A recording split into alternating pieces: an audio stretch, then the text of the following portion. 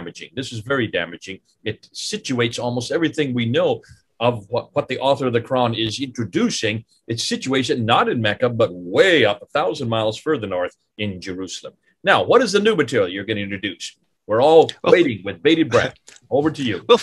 Well, first of all, I thought we'd just pause and ask, why is anybody even surprised at this? Why is anyone even surprised? So a very, very large part of the Quran is devoted to biblical themes.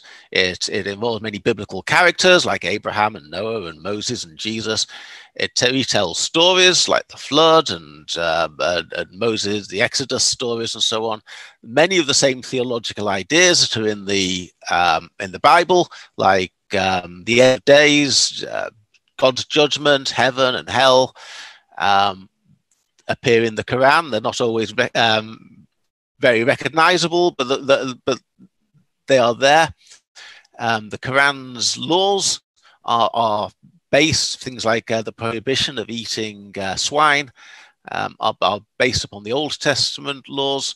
And many, as Gabriel Said Reynolds has shown in various books and articles, the Quran's own turns of phrase, this language, time and time again, uses turns of phrase from the Bible. So why would anyone even be surprised that the place that it calls the sacred place of prostration, the sacred place of worship, effectively the Holy of Holies, why would anyone even be surprised, as that would be Jerusalem? Mm-hmm. If one asked Abraham or Isaac or Ishmael, where would the sacredest place be? Where's the most sacred place? Well, Abraham built a few altars, but I think he probably would have said Mount Moriah would have been the most holy place. If we could imagine having this conversation with Abraham, I think he would have said that place where I fulfilled God's test, where I passed God's test, would be the most sacred place. If one asked Moses, where is the most sacred place? He might not have been able to pinpoint it, but he would have said it's in Canaan. He said it's in God's promised land. It's in the land God promised to Abraham. If you asked, for example, some of the other characters from the kings of Israel who are mentioned in the Quran, Saul and David, and most of all, Solomon, where would Solomon say was the most holy place? He would have said the Jerusalem temple. And if one takes it into the New Testament, Mary, according to the Quran, Mary is raised in the Jerusalem temple, and Jesus associated himself with the Jerusalem temple. If you ask Mary or Jesus, where is the most holy place, I think they would say the Jerusalem temple. It seems to me that everything in the Quran seems to push in this direction. Let me interject right here. And yes, this is how a Muslim will now respond to you. You must be aware of chapter 21 of the Quran, the story of Abraham in the Kaaba, in Mecca, yes, going into the Kaaba, destroying it, going back to his house. If he has a house there, that means he lives there. Am I correct? Hagar, and visit. Yes. Hagar is there in Mecca, and he drives her out of Mecca, and then he has to go and see her. If you take a look at chapter 7 of the Quran, look and see who is the ones where they're thrown out of Garden of Eden. Remember, they're thrown out of the Garden of Eden. That's Adam and Eve. This is the first man and woman. Where is Eve thrown to? You need to go to the traditions. The traditions are very clear. She's thrown down to Mecca. If you were to go to the traditions, and we did a video on this a number of months ago, where we looked and just unpacked all of the 19 biblical prophets, the very biblical prophets you're talking about, and every one of those biblical prophets are from Mecca and Medina.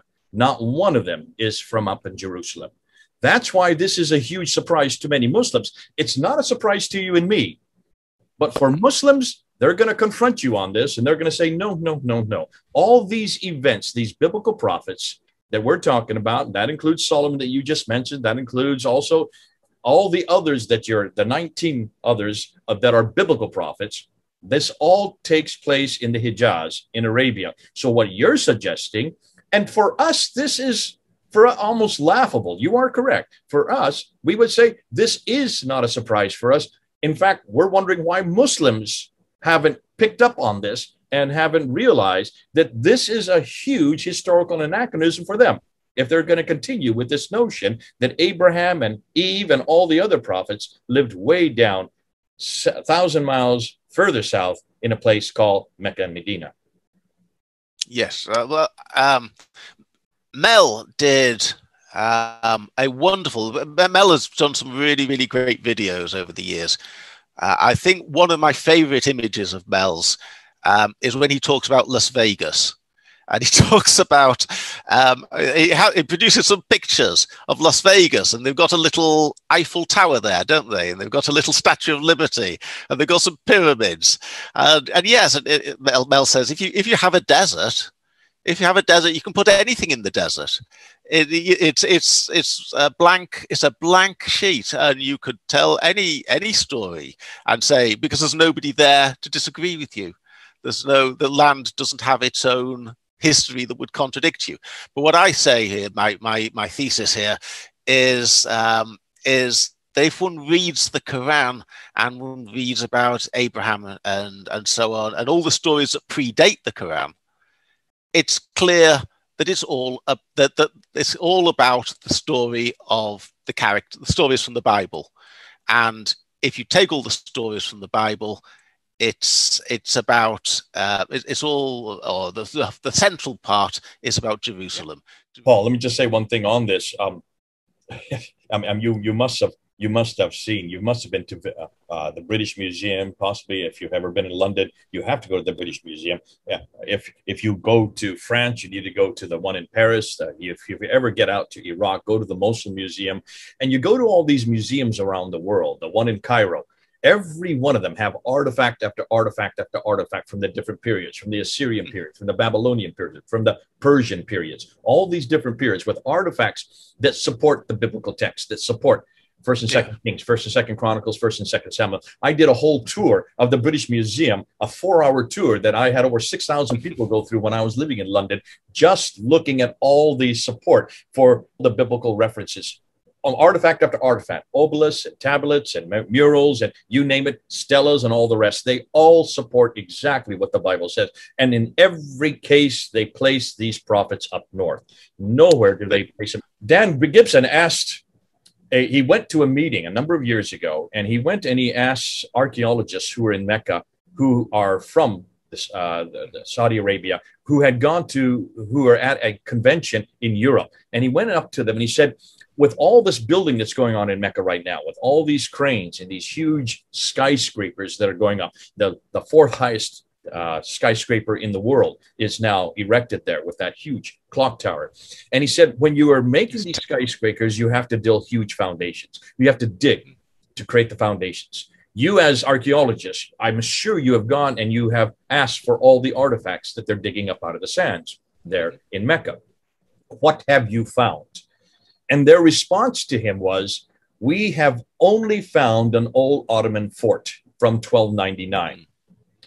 1299 AD, not BC. 99, that's the 13th century. Yeah. So there's nothing earlier that they have been able to find in Mecca, earlier than the 13th century. That right there is the reason now why Muslims are going to have a hard time confronting what you're saying here. What you're saying here, most of the people who are listening will agree with you. But Muslims, I hope Muslims are listening. Muslims, you're going to have a problem with what Paul's introducing, because almost everything you're dependent on is based on an area of the world that was desert. You're right. And as Mel has put so figuratively, you have created a Las Vegas down there made up of all kinds of objects that just don't belong, and made up of all kinds of peoples that should be there in that place or at that time, but possibly 1,000 miles further north.